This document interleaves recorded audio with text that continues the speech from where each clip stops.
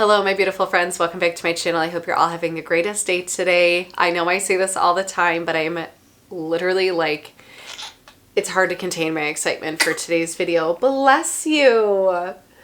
For those of you who are new here, welcome. My name is Rachel.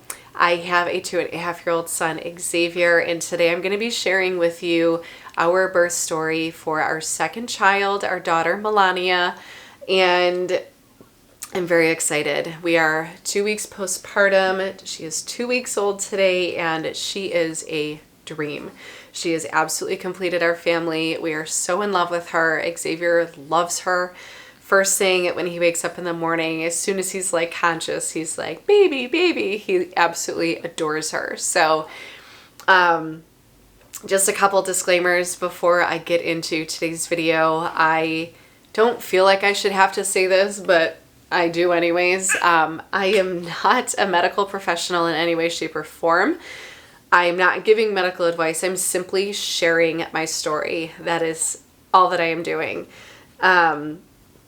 Also, I did test positive for COVID before my delivery, and that is a topic that is just simply not up for discussion on my channel. I cannot express certain things around that topic because it is all censored. So there's quite a bit I'm going to have to leave out.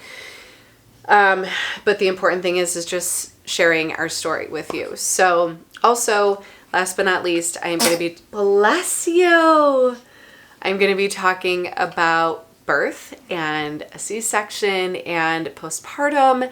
And some things are really gross. Not everything about birth is like beautiful and rainbows. It's pretty gross. And I've always been super open and honest with things that I experience, and this will be absolutely no different. So I keep looking here because she's laying next to me in her DockATot, and I just want to make sure she's okay. She's like struggling with the bank. She just constantly spits it out. It's like a huge struggle, right? You don't want it all the time, but sometimes you do, and then you just can't keep it in. Sweetness. So all of this starts on Tuesday, May 10th, very first thing in the morning when I open up my eyes. I open my eyes, wake up like normal, and I don't feel good. I have abdominal cramping, like it feels like period cramps. And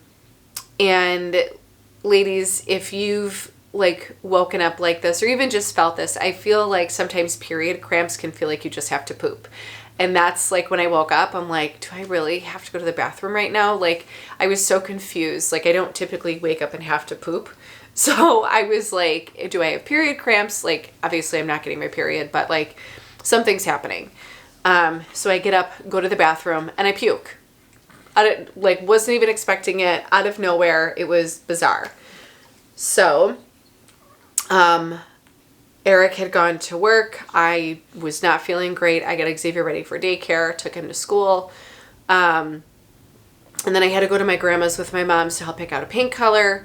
And it was still early, so my doctor's office wasn't open yet. And then when it was open, I called and told him what was going on. And I said, the pain is constant. I don't feel like I'm having contractions. I haven't lost my mucus plug. I have no Braxton Hicks contractions. Like literally nothing feels like nothing is happening, right? I would be surprised if I was dilated at all or anything is happening. And she's like, well, just come in and we'll see you. The nurse practitioner will see you because we don't really have a ton of doctors here today, which was fine. I had seen her before and she's wonderful. So I get there and she does an internal exam. I explain to her what's going on. My cervix is closed. I'm not dilated. I have absolutely no progress with labor in any way, shape, or form. And I'm like 39 and a half weeks pregnant at this point. So she wanted me to see Carrie, my sonographer. Bless you. Oh my goodness. So many sneezes for such a little girl. She wanted me to see Carrie just to make sure like baby was okay. They didn't have the equipment to like hook me up to a monitor and stuff. So she's like, let's just make sure your fluid levels and like baby's okay. So we did. And I was scheduled to see the doctor the next day and have a sonogram. So Carrie's like, I'm just going to do what what I have to do tomorrow in case I don't need to see you, and then we'll just be done. So I was like, all right, that's fine. So I lay down on the table. We're like 5 minutes in. She's like, everything looks really good so far. Your fluid levels look really good. And then all of a sudden I got this overwhelming feeling like I was going to throw up. And I told her that, and she's like, let me go get you a bucket. And I'm like, I absolutely hate throwing up in like a little container. I would rather just go to the bathroom. So I wiped off my stomach and went. I didn't wind up getting sick, but when I came out, the nurse practitioner and Carrie were there, and they're like, you should just go to the hospital.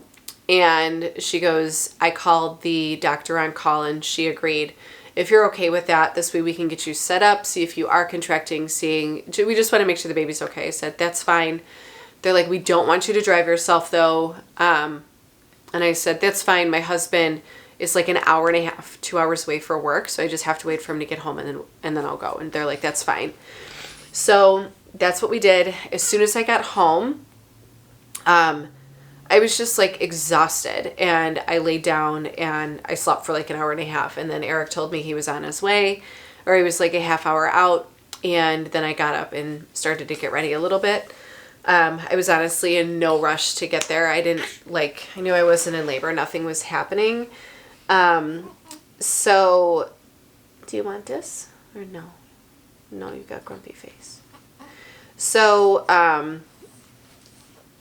we get to the hospital, we go to labor and delivery, they get me all hooked up, they have me give a urine sample, and,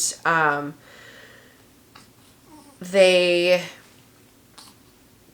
tell me that I'm like severely dehydrated. And I told him, I said, I wasn't sure if I was going into labor or not. And I'm scheduled to have a C-section Friday. So I drank a full Gatorade in the morning, but I didn't eat or drink anything after that.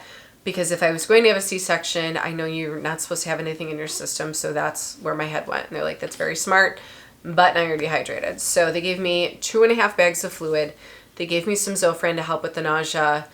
My blood pressure dropped to like 80/60, which I told her was normal when I had infusions, and she looked at me like I was crazy, but I said every time I have an infusion, my blood pressure goes to 80/60, and she goes, I don't really believe that. I said and like she didn't believe that was my accurate blood pressure right then, because I felt fine. I said it happens every time, but I was also laying on my side, so she had me move, and because she said, why was I laying on my side? No, I purposely laid on my side because I wasn't comfortable on my back.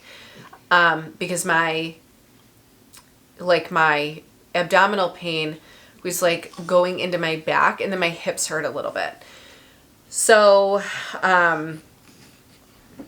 yeah. So I had all of that, and they wanted to, the whole time they're like, we just think it's a stomach bug. And I said that actually makes sense because my son yesterday threw up many times over 10 minutes while eating breakfast, and I wasn't sure what was going on.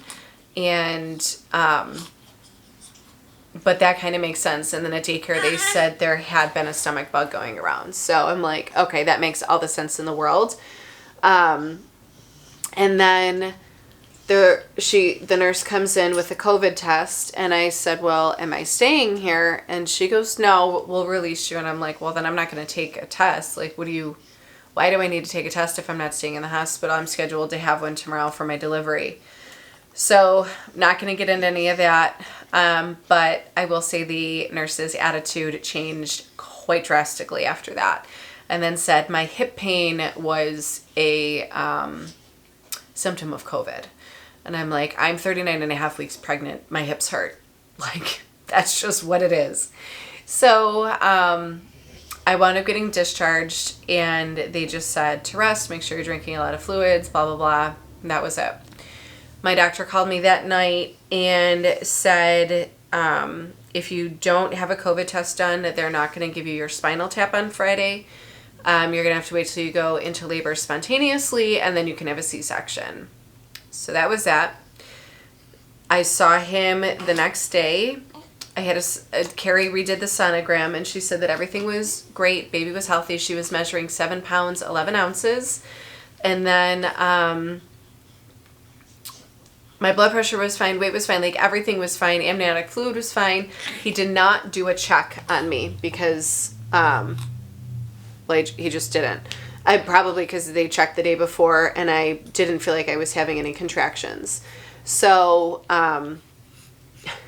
you can take this bank. She was still head down too. So he's like, let me know if you're going to head to the hospital and have your COVID test done today, and then we'll figure out what's going on. He goes, but if you want me to deliver you at a different hospital because the way that you were treated yesterday, let me know. And then we just decided to stay where we were because everything was already in place. And then later that day, Eric took me to the hospital so I could have the test done, and then I downloaded the app on my phone and like for the hospital, and they give you your test results, any procedures you have coming up, like it's just all in one spot, like a little portal. And a couple hours later I came back that I was COVID positive. I had no symptoms like at all besides my hips hurting. So that was that. So now my doctor calls me at 8 o'clock at night and says, oh, are you surprised? I said, absolutely I am. I wasn't trying to get away with anything by not taking it earlier. I literally have no symptoms. Like, that's it. So he's like, well, now that we know your status, we can do your surgery on Friday. And I'm like, well, of course you can. So, and I wasn't mad at him. I was like angry with the hospital. So he's like, just come in like normal. Everything is fine. But know that you, like, no one, like your spouse cannot come and go. He has to stay. Like, he cannot leave the room. Like, you guys will be quarantined in your room. Like, no one can come or go. You can't have any visitors. And I'm like, that's fine, whatever. So we just kind of relaxed the rest of the night. And then Thursday, I woke up. The whole family woke up like normal, like 6:45. I had coffee. Eric had his pre-workout. Xavier had his milk, or his Else Nutrition. And we just kind of hung out. And then all of a sudden I'm like, ugh, I have cramps again. But again, sometimes you feel like you're going to poop. Sometimes you feel like they're period cramps. You just don't really know all the time. And I said, my stomach's really bothering me. I said, I'm going to go to the bathroom. And I had diarrhea, which I had been experiencing over the last couple weeks. And I just thought that this was like a sign of like early labor, like my body just prepping. So, but then my stomach like kept hurting. So I kept trying to go, and then like after the first one, nothing happened. So, then all of a sudden I'm like, not all of a sudden, but I told Eric, I said, I think I'm having contractions. Like, I think that's what this is. Now, again, I had a scheduled C-section with Xavier, so I've never had a contraction. I don't know what they feel like. I've never gone into labor. So I had a contraction timer on my phone, and I started logging them. And then all of a sudden they were like, at first I wasn't getting all of them at first because I was like walking around the house and just doing stuff, and I had my phone right next to me. Do you have a bug? No. So, I look, and they're like 12 minutes apart, 9 minutes apart, and then all of a sudden they're like consistently 3.5 minutes apart. And I'm like, what is going on? And like, they're really uncomfortable. It wasn't like, oh, I'm having a contraction and just like, oh, I can go talk and like do things. Like, I had to stop what I was doing. So I called my aunt, who's a NICU nurse at that hospital, and I said, what is happening? And she had 3 kids herself, all natural, mind you. I'm like, I need you to tell me what's going on because I don't know if I'm having contractions or not. She goes, you're definitely having contractions and you need to go to the hospital. She goes, you need to call your doctor. So I did, and I told them how far apart they were. They're like, you need to go to the hospital. So I call my mom because my mom, stop, sit down. I called my mom because she was going to stay with Xavier when I had my C-section anyways. And Eric's mom had actually been really sick. So I called my mom and I said, I'm going into labor. She knows that I'm COVID positive. I said, are you still okay, like, staying with Xavier? Because if not, Eric's going to have to stay here and I'm going to have to go to the hospital alone. Like, I don't know what to do. And she's like, yeah, it's fine. Just, I'll get there and then you guys can go. So, we get everything all packaged up, and I really wanted, I know that my hospital won't let you film, but I really wanted to do like a birth vlog. But also having a C-section, like, you can't film any of that anyways. So but I was so, like, my contractions were so painful. Like, I was at the point within an hour, I couldn't talk through them. I couldn't, like, moving wouldn't make them better. Like, nothing was making anything better. It was awful. So we get everything ready to go. And we get in the car, we say goodbye to Xavier, and I became really emotional because I knew, like, he was just like, bye, and then, like, ran off to go play with grandma, and I'm, like, just having a breakdown because it's, like, the last time it's just going to be us with him. And I wanted to spend the day with him and, like, have, like, one last special day with him, and, like, that obviously wasn't going to happen anymore. And then from birth vlogs that I watched, everyone says how awful contractions are in the car, and they are all very accurate. Contractions in the car are the freaking worst. Like, you can't get comfortable. I had, like, the seat reclined. I'm trying to, like, move over to the side and, like, stretch out, but then also trying to, like, relax and not tense, and I'm, like, moaning in the car because the pain is so bad. And finally we get to this red light, and it's a really busy intersection, and I'm like, babe, I need you to drive this car. Like, you have this beautiful fast car. I need you to use it. I am like, this is unbearable. So I'm like, don't drive like an idiot, but I need you to, like, pick up the pace a little bit. So he does. There's someone pulling over in front of my house. What is happening? What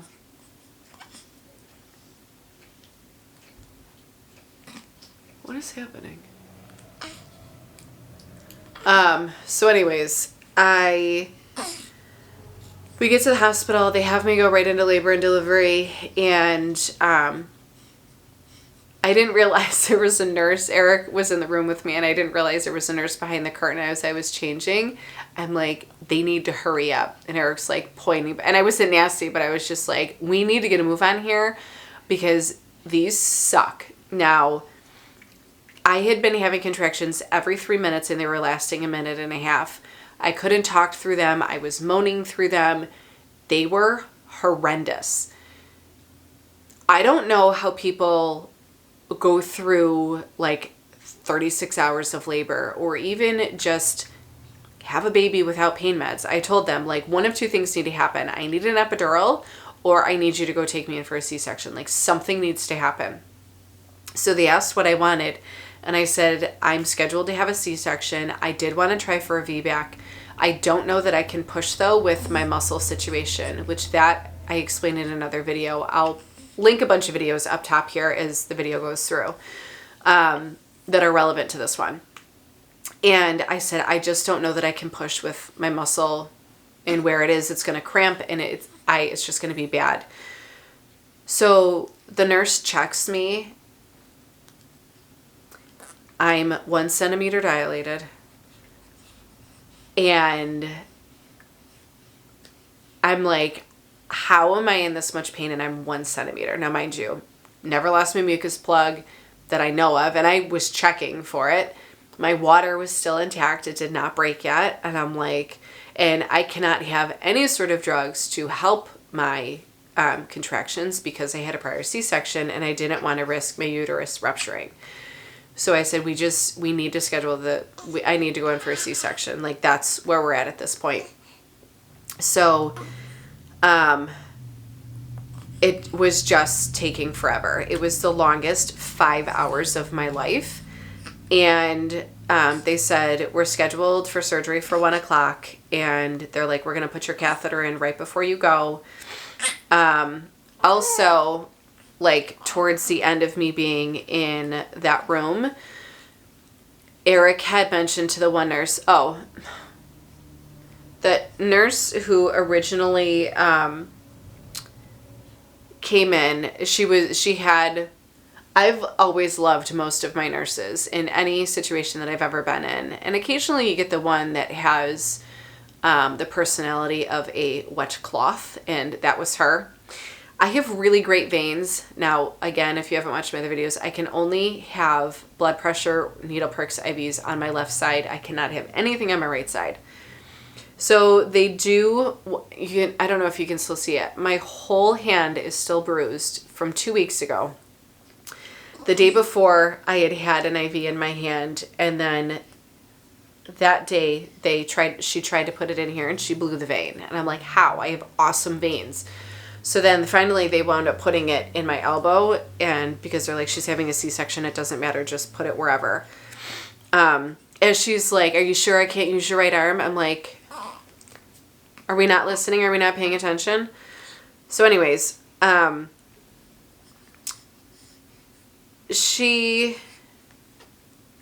lost my train of thought now. So anyways, they're like, we're going to put your catheter in like right before anesthesia comes in. I'm like, that's fine.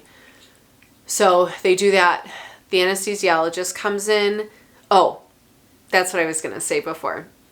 So Eric's watching the monitor at every contraction, and Eric was amazing. I knew that him watching me in labor would be really difficult because I think it's hard for anyone's significant other to watch the other person in pain. And I was squeezing his hand and arm like crazy. Like, it was so painful, and every single time I had a contraction, he made sure that he was right next to me. He was awesome. Like, he did so much better than I thought he was going to, because he just doesn't do well with like medical stuff. And so he mentioned to the wet nap nurse with no personality, he's like, is that the baby's heart rate? Every time she has a contraction, it drops like 10 points. And she's like, no, that's not hers. It's her. And like, she never like explained what it was, but she just kept like talking in a circle. And Eric's like, yeah, I'm pretty sure that's the baby's heart rate. So then a totally different nurse comes in out of the blue, and she's like, the baby's not doing well with your contractions, so we need you to lay on your side. And Eric's like, that's what I was just saying. Like, her heart rate is dropping, and that's exactly what this nurse said. So she's like, lay on your side. The contractions were so much worse when I did that. She's like, hopefully, with the fluids that you're getting, she's like, hopefully you'll start to feel a little bit better, and hopefully they'll, oh my goodness, it'll be easier on your side. So, what's the matter? You wanna be held? Is that what you want? Did you want Mama to hold you? Oh, come here, big girl. Come here. So, oh, you're so strong. You know? You're such a strong girl. So, finally the anesthesiologist comes in, and I'm like, I am so happy to see you. Seriously, like, so happy to see you. I've never looked forward to a spinal tap more in my life. And I said, if there's any morphine in the anesthesia or a spinal tap, whatever it is, it's going to make my face really itchy. But then if you give me Benadryl in my IV, I'm going to literally be knocked out from it. He's like, I'm glad you said something. He's like, there is morphine in the thing. I can't not give that to you. I guess. He goes, but I'll give you something else instead of the Benadryl. He goes, it won't totally take it away. He goes, but it won't knock you out either. I'm like, perfect compromise. So I go in for surgery. The anesthesiologist did the spinal tap, and it was a breeze. It was I thought my first one with my son was like pretty easy. This guy was awesome.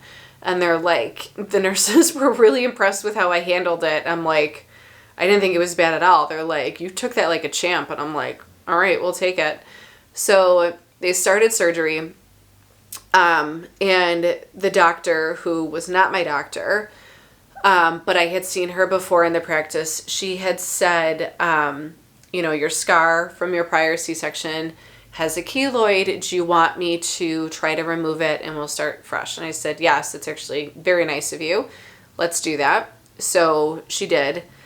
And I mean, the C-section was really like standard. I mean, it's like such a crazy thing to, be having surgery. Like, you are being cut into, your insides are being moved around. They are cutting through 7 different layers of tissue to get to your baby, and you are just awake. Like, it is some wild stuff we go through, and it's just really crazy what our bodies can do. So I did start to feel a little nauseous because they were like tugging me and like my whole body was moving on the table. So he gave me something for that, probably Zofran, I would assume. And then, I mean, it went, I have really nothing to say about the C-section. Like, it went like totally normal. But it's like a really stressful thing too. Like, again, because you're laying there awake and then your spouse or significant other is sitting like right beside you. And I was more nervous about him again hitting the floor. Because I don't know, once they put the tarp up, like, I don't know what he can see or not. And the whole time you're just sitting there waiting to hear their cry, and like, you're just waiting and waiting and like making sure, like, once you hear that cry, like things are okay. And it's such a stressful like time, and it's not a long time, but it's stressful. And, it's such a wild experience. And then you hear them cry and like, you're just relieved. And not to say that like not that you're waiting for something to happen, but, I don't know. It's just such a weird feeling. Like, you're just so relieved, like, that they're here and they're crying and like, something that you don't want to hear your baby cry because they're either upset or it means something is going on, but like in that moment, like, that's all you want to hear. And then Eric and I had immediate tears in our eyes and we were crying, and it was just the greatest sound you had ever heard.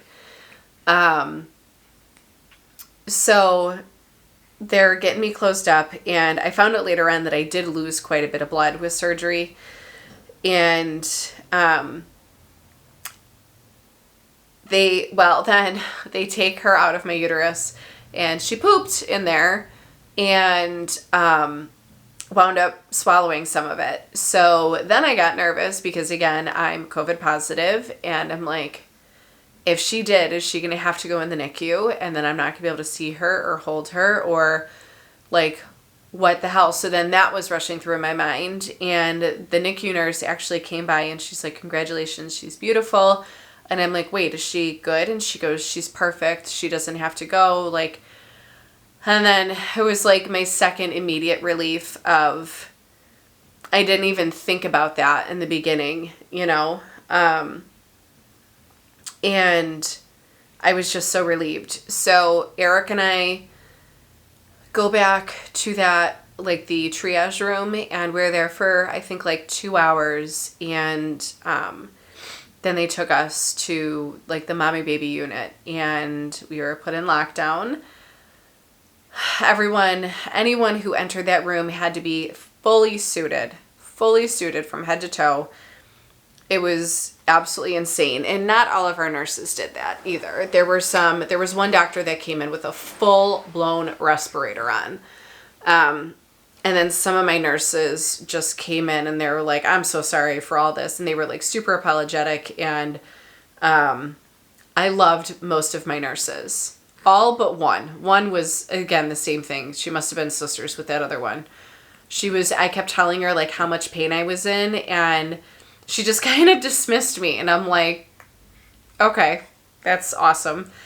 I didn't realize my camera cut out. So my nurse the next morning came in, and I'm explaining to her like the pain that I'm in, and I'm like, she didn't really like adjust anything or do anything. And I had told them immediately, if you're going to give me any sort of narcotics or opioids, I'm going to not poop. So I need you to give me stool softeners like twice a day. And even then, it's probably not going to help that much. And so they did right away. Now, it really was like not the best experience. Like, yes, we had our baby girl, and she was so perfect and so wonderful. All the hair in the world, which they were saying on the sonograms, and I did have heartburn like crazy, but she was perfect. She passed all of her tests over the next few days. I, on the other hand, was not doing so well. For whatever reason, I had this crazy pinch in the top of my back, and I could not get comfortable. They couldn't give me anything more than they already were, and they couldn't give me a heat pack. I never really asked why, but they're like, you can warm up washcloths and put them on your back, but we can't give you a heat pack. And I'm like, I didn't ask why, but they said that they couldn't. Basically what wound up happening is my stomach became distended. My stomach was retaining all sorts of fluid. I don't remember what they called it. It wasn't a hematoma. Something in my lower left abdomen, like above my C-section incision, I have this massive ball of fluid that has to be reabsorbed by my body. It is so horribly uncomfortable. When I looked at my stomach I wanted to take postpartum stomach pictures to share on here because it's something that I feel like I definitely struggle with. I love being pregnant, and then as soon as I'm postpartum, I'm like just disgusted with my stomach. And I don't mean that I think we all struggle with certain things, and for me, the feeling of having like such a tight stomach being pregnant and then having a baby, and I felt like this with Xavier too, having a baby and then like when you walk, like you feel your organs moving around, like shit's all moved around in there, and it's not a comfortable feeling. And I don't love the postpartum body issues. I just don't. And I'm sure I'm not the only one that struggles with that. I need to feel, I brought some, what's it called, like compression garments, but my stomach was so sore and so swollen that I couldn't even think about putting them on. My bowels stopped working. I did not poop for Friday, Saturday, Sunday, 4 days, which I've been there before. It's extremely uncomfortable, and my nurses were so awesome. Like my one nurse, we couldn't even leave the room to go down to the lobby to go down to Tim Hortons, like, and grab coffee or food. I couldn't sleep at all. The whole thing was just awful, but my nurse went down to Tim Hortons and bought Eric and I coffee and absolutely refused to take any money. And she was just the best, like the absolute best. Like literally went above and beyond. Like her mission, I had her 2 days in a row, and her mission was to make me poop. And we joked about it, and she was like someone that I would hang out with and have a glass of wine with. Like most of my nurses were like that. They were incredible. They were giving me milk of magnesia twice a day, Senecot twice a day, stool softeners twice a day. I stopped wanting to take the opioid. They were giving me what was it called? Roxicodone, which I had never heard of. And I'm like, I don't even want to take it because like I would rather suffer through the pain than have to, number one, stay here longer than I want to. And of course, me with my big mouth, I'm like, I want to be in and out 2 days. I want to be able to go home. And then, of course, I have all these issues. So I should have just kept my mouth shut. And I probably would have been fine. But I was so uncomfortable. And every time they come in, they're like, any action yet? Any action yet? And they're like, we need to do something, because if not, like, I don't know what the attending's going to say. And I'm like, whatever, give me an enema at this point. I'll give it to myself. Like, or a suppository. Like, that's where I'm at. I don't care. So between that, the pinch in my back, and then of course they're in your room. My God, every 3 hours. She would finally get to sleep. I would feed her, and then I was like, all right, now I'm going to sleep. And then they would come in, and then they would do her vitals or my vitals. Or then I had one CNA come in at 3:30 in the morning the one day. 3:30 in the morning to ask if I wanted water and ice. And I'm like, why would you think that I would be up at 3:30 in the morning? I was. But why? And then she came in and changed the garbage can. Or changed the bag in the garbage. Like, why are we doing this at 3:30 in the morning? So, I didn't sleep. Finally, the one night, it was Sunday night, they had pulled, and after they took the catheter out, so the day of the C-section, so Thursday, they took it out at like 10 o'clock at night that night. And then sometimes it takes your bladder a while to like figure out how to like work again. Well, I just wasn't peeing at all. And I was chugging water, and I had an IV just about constantly for hours, and wasn't peeing. So then they had to come in the next day, or maybe it was closer to night, and the nurse is threatening me. She's like, if you don't go to the bathroom, I'm going to have to drain your bladder. And I'm like, that's great. So the doctor comes in, the attending comes in, who I had seen for the C-section, and the nurse comes in, he's like, we're going to have to put a catheter in and drain your bladder. And I'm like, awesome. So now I'm laying with my legs spread open on the bed. Eric is sitting at the end of the bed in his little hospital bed chair, and they have to drain my bladder manually, which was great. You lose all decency when you have a baby. Just everything's out for everyone to see. It's really awesome. So that happens. The next day I wind up peeing normal, but still haven't pooped, whatever. So then they're like, we need to like reset your bowels, and we need you to not eat or drink anything. Like, you can have water when you take your pills, but that's it. And I'm like, okay. And I didn't really have an appetite anyways, so I'm like, whatever. And they pulled everything for 24 hours. And then they're like, we're going to allow you to have like a liquid diet. So you can have broth, Jello, Italian ice, whatever. So I ordered a bunch of stuff. I've never just drank like broth by itself. Like, it just does nothing for me. And I've never been happier to do that. It was like so good. I mean, it wasn't good, but it was good because I haven't eaten anything. And then later that night, I again had an awesome nurse, and I told her, I said, she kept asking if I had even passed gas. And I'm like, no, like literally nothing has happened.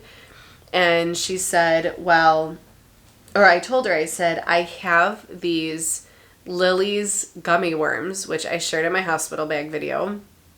I said, I have these gummy worms, and there is something in them that when I eat them, they give me horrendous gas. Like, it's mortifying, and it's just really bad. And she looks at me and she goes, listen, I'm not in your room 24/7. I wouldn't know if you ate those or not. She goes, you getting what I'm saying? I'm like, absolutely. So she left the room, and now I'm starving at this point. So I crushed these gummy worms, and then one of our friends dropped off French onion sun chips, which are like one of my favorite chips, and I'm still craving them 2 weeks later. And I put some in my hand. I'm like, I'm just going to have a couple of them, like, just to get like the taste of something. And I wound up eating a couple of handfuls. And then instantly my stomach, I was like, oh my God, I have to poop. I didn't even have the chips in my hand finished. I had to dump them on my bed because I had to go to the bathroom so bad. It was like the best feeling ever to just know that finally I didn't have to do this nonsense anymore. So I used my call button on my phone and I called the nurse's station. I'm like, this is going to be the most bizarre thing I've ever said over an intercom, but I just want you guys to know that I pooped. And she, like, the excitement in her voice was awesome. Like, everyone was so excited that I finally pooped. Like, it must have been the talk of the nurse's station. But then the problem was I was not sleeping that night either because I was pooping all night. It was like I probably went 5 times that night, and it was 1:00 in the morning when the first poop happened. Now, also, it was extremely difficult for me to walk. It was very painful for me to get up. My ankles and feet had started to swell, and my stomach looked like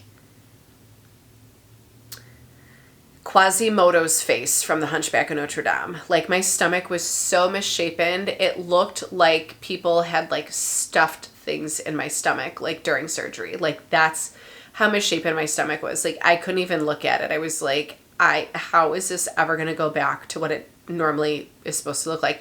And then I had a ball down at the bottom. And then where my C-section incision was, I had this insanely large fupa because I don't know what else to call it. And then, get ready for this, now mind you, I had a C-section, okay?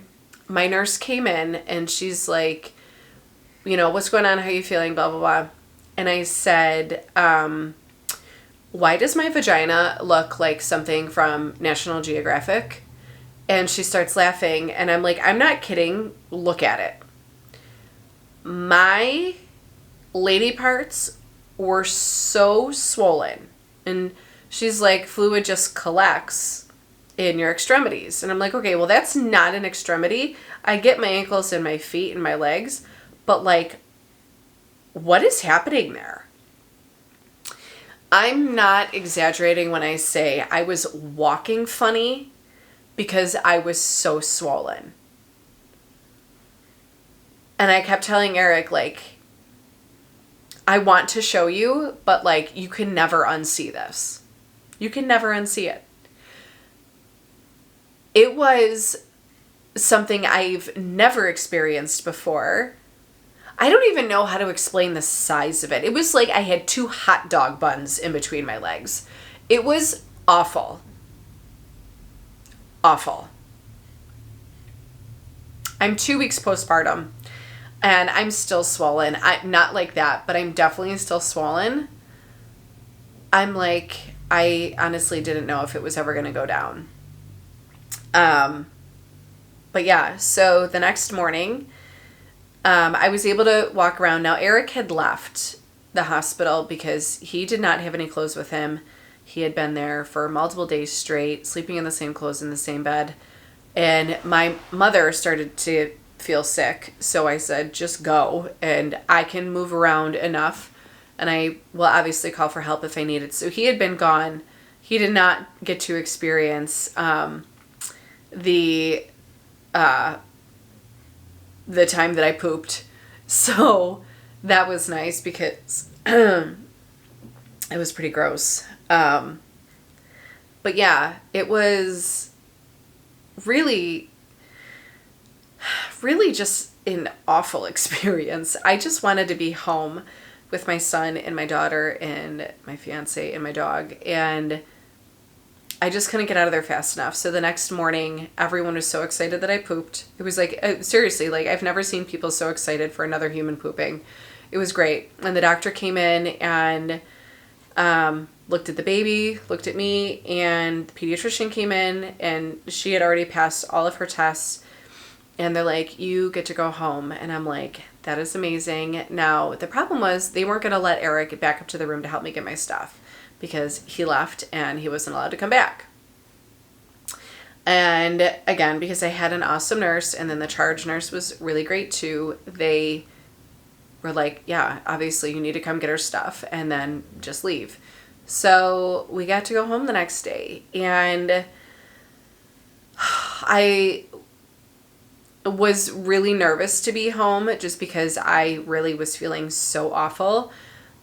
Even yesterday, my incision was like on fire, and I'm sure I'm doing too much because that's what happens. And I have a 2-year-old at home, and it's hard not to overextend. Eric is home with me, and he does absolutely everything and anything that I need. But I'm stubborn, and you know, that's the way that it goes. Oh, is you gonna smile for the mama? No, you're just tired. I know. So we were so excited to get home. It was raining outside, which it rained when we brought Xavier home too. So that was kind of funny. But yeah, we are just so in love with her. It was an awful birth experience. The whole COVID thing really kind of put a damper on everything. But at the end of the day, I made it fine.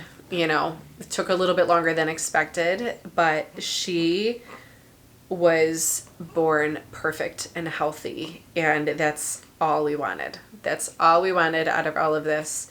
I can handle having a swollen vagina and a stomach shaped like Quasimodo. That will go away in due time. Every day I wake up and my stomach looks a little bit more normal. So we'll take that. But I will put at the end of this video the video that we took of Xavier meeting her. It is literally the sweetest thing. He is so in love with her. It's like the best feeling. Like, he loves her so much. It's the best. We are so just beyond happy, and we just love you so much. You're just the best baby. Huh. I know. You're just the best baby. So, I know that this video was really long. I hope I didn't forget anything. Again, the last couple weeks have just been a whirlwind, and I planned on filming this a lot earlier so I wouldn't forget anything. So if you are still here, thank you for listening to me just babble about my swollen vagina and, you know, weird things. If you did like this video, please give it a thumbs up. It really helps support my channel. If you have not subscribed to my channel, I would love for you to do so and become part of our YouTube family. We are going to have so much more content now that we have baby girl. We have lots of things to do, and I would love for you guys to join us along in all of that. So until next time, I hope you guys have a really great day.